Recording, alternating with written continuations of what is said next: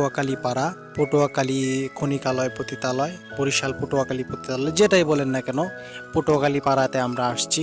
তো এটার অবস্থান কোথায় এবং এখানে কিভাবে আপনি কাজ করবেন এই বিষয় নিয়ে আজকে কথা বলবো। তো ভিডিওটি শুরু করার আগে রিকোয়েস্ট থাকবে, নতুন হলে সাবস্ক্রাইব করবেন, লাইক করবেন, কমেন্টে আপনি কোনো কিছু জানার থাকলে বলতে পারেন, কোনো সমস্যা নাই।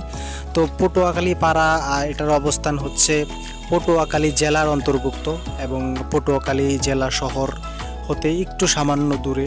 পটুয়াখালী সদর পুলিশ লাইনের পরে স্টেডিয়াম আছে একটা, এরপরেই কিছুটা এগিয়ে গেলেই পটুয়াখালীপাড়া আপনি সন্ধান পাবেন।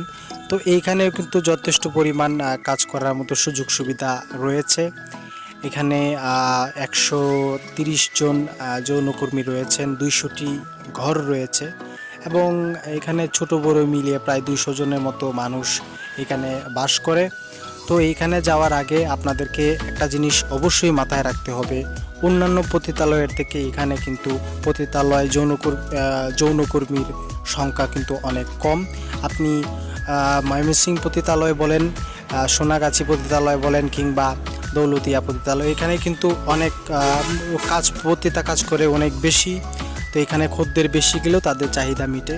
তো এখানে যেহেতু পতিতার সংখ্যা একটু কম, তাহলে আপনারা গেলে কিন্তু একটু বার্গেনিংয়ের ঝামেলায় পড়তে পারেন।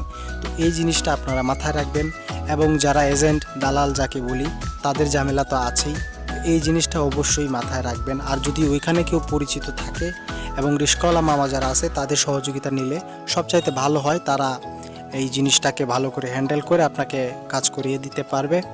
আর ওই যে দালাল যে শ্রেণীটা বললাম, ওদের থেকে খুবই সাবধান থাকবেন, বারবার বলছি। ওই যে কোনো জায়গা থেকেই দালাল থেকে সাবধান থাকা অনেক ভালো।